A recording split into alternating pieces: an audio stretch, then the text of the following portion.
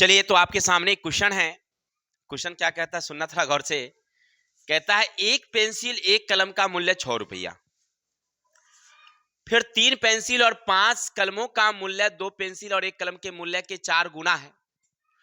प्रत्येक पेंसिल प्रत्येक कलम का मूल्य अलग ही विधि से हल करना है। आलेख खींचने तो आता ही आप लोगों को, तो आलेख तो हम बताएंगे नहीं, आलेख खुद ब खुद खींच लेंगे। लेकिन कह रहा है क्वेश्चन क्या, सोच समझ लो पहले। अब क्वेश्चन का हल निकालो, एक्स वाई का फॉर्म निकालो, बाकी हल कर लो। ठीक है, तो सबसे पहले क्वेश्चन पढ़िए अच्छा से, एक बार योड़ो और तब समझ के लिखते हैं। मान लीजिए कि हम गए दुकान पर, दुकानदार भाई से पूछा कि भैया बताइए कलम कैसे है, पेंसिल कैसे है। तो उसने कहा है, एक शब्दों में जवाब दिया कि भाई आप एक कलम और एक पेंसिल लीजिएगा तो आपको लगेंगे 6 रुपया। बड़ा कंफ्यूजन वाला हिसाब, हम समझ नहीं पाए। हमने बोला कि 1 रुपया में कलम देते हैं, 5 में पेंसिल देते हैं। बेचारे चुप हो गए। फिर हम दिमाग लगे, हो सकता है कि 2 रुपया में कलम देता हो, 4 रुपया में पेंसिल देता हो, या 3-3 रुपया में दोनों देता हो। इस तरह की कंफ्यूजन आ गया। फिर हमने पूछा कि भैया इतना का हिसाब से बताइए। दुकानदार जो ना था, बड़ा पेचीदा आदमी था। कहा देखो ऐसे समझो कि अगर तुम 3 पेंसिल और 5 कलम लोगे, जो दाम लगेगा 2 पेंसिल 1 कलम के 4 गुने के बराबर हो जाएगा तुम्हारा। अरे भाई क्या ये आप बोल रहे हैं, कहा राकेश सर के यहाँ नहीं पढ़े हो, ऐसे ही हिसाब तो बताते हैं।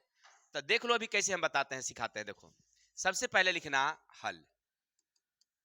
अब तुम्हें किसका कीमत निकालना भाई, तो कलम का। तो माना कि एक पेंसिल का मूल्य बराबर कितना, x, रुपया कर देना क्योंकि रुपया में निकालते हैं।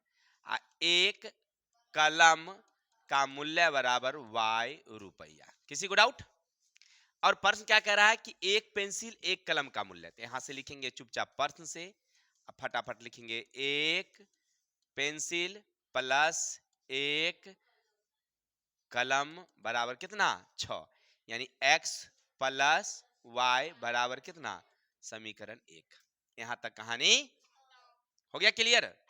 जब समीकरण हो गया तो अब दूसरा लिखेंगे, और दूसरा लिखने से पहले हमको यहां पर एगो चीज लिखना होता है कि पुनः प्रश्न से। अब जो कह रहा समझते हैं, 3 पेंसिल 5 कलम, 3 पेंसिल प्लस 5 कलम एक तरफ रख दिया। फिर कहा 2 पेंसिल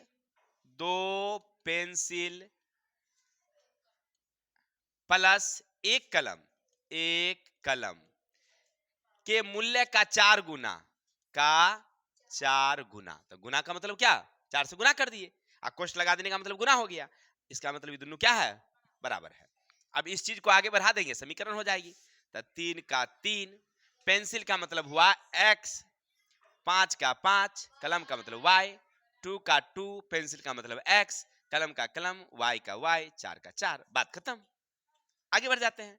3x प्लस 5y बराबर हो गया 4 दूनी 8, 4 कम में। अब क्या करते हैं, एक जात को एक तरफ करेंगे। तो चलो सब तो एक ही एक्स वाई वाला है, तो 3x इधर ले आएंगे तो minus 8x, 5y minus 4y बराबर कुछ हो नहीं था। आगे बढ़ेंगे तो माइनस 5x प्लस y बराबर 0। समीकरण कितना, जब 1 और 2 निकल जाए तो आगे बढ़ जाना।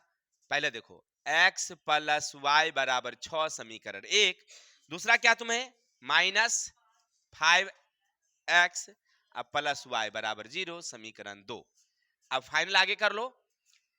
अब देखो गौर करो, 1 और माइनस क्या होगा तुम्हें, तो माइनस माइनस माइनस, ये कहानी ये हो गया, ये हो गया तुम्हारा 6x, x बराबर 6 बट्टा कैंसिल, x बराबर कितना 1, एगो आंसर निकल गया। किसी को दिक्कत? आप लिखेंगे समीकरण 1 में x का मान रखने पर।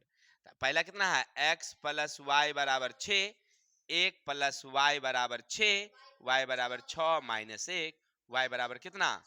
चलिए यही आपका आंसर है। अब इससे आलेख आप खींच सकते हैं, ठीक है, कोई दिक्कत?